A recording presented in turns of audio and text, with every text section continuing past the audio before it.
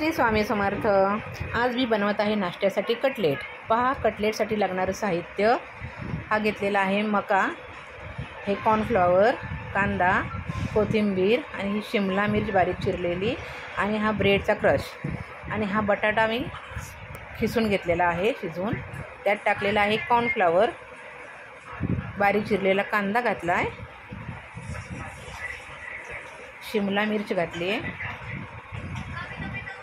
आणि कोथिंबीर तुम्हाला जितकी जास्त घालता येईल तितकी घाला, कारण खूप चविष्ट लागतात। आणि हा ब्रेड क्रश घातलेला आहे, हा थोडा मापातच घाला।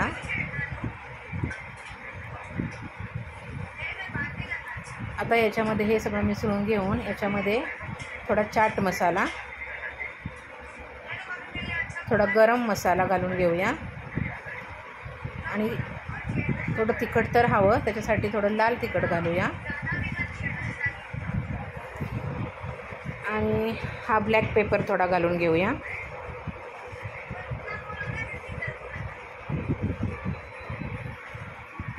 चवीनुसार मीठ घालून हे छान मळून घेऊया आणि ह्याचे छान गोल आकाराचे असे छान कटलेट तयार करून घेऊया।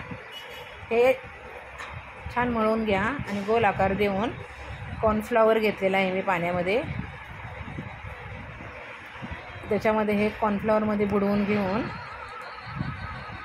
असं पाण्यामध्ये कॉर्नफ्लॉवर घेऊन त्यात बुडवून घेऊन हे जे ब्रेडचा क्रश करून घेतलेला आहे त्याच्यामध्ये छान असे मिसळून घेऊन हे तेलामध्ये फ्राय करून घेऊया। तेलामध्ये फ्राय करताना गॅसची फ्लेम थोडी कमीच ठेवा, म्हणजे हे छान कुरकुरीत होतात आणि हे छान तळले जातात, त्यात तेलही राहत नाही। छान मंद आचेवर हे भाजून घेऊया।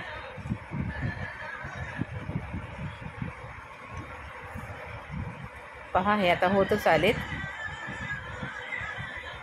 छान कुरकुरीत होईपर्यंत छान तळून घ्या। आता हे झालेलं आहे, आपण याला काढून घेऊया। अशा प्रकारे सर्व कटलेट मी तळून घेत आहे, छान तळून घेऊया। अशा प्रकारे मी हे सगळे झालेले आहे। माझी आलू टिक्की तयार, या खायला आणि माझ्या व्हिडिओला लाईक आणि शेअर करा, सबस्क्राईब करायला विसरू नका। थँक्यू।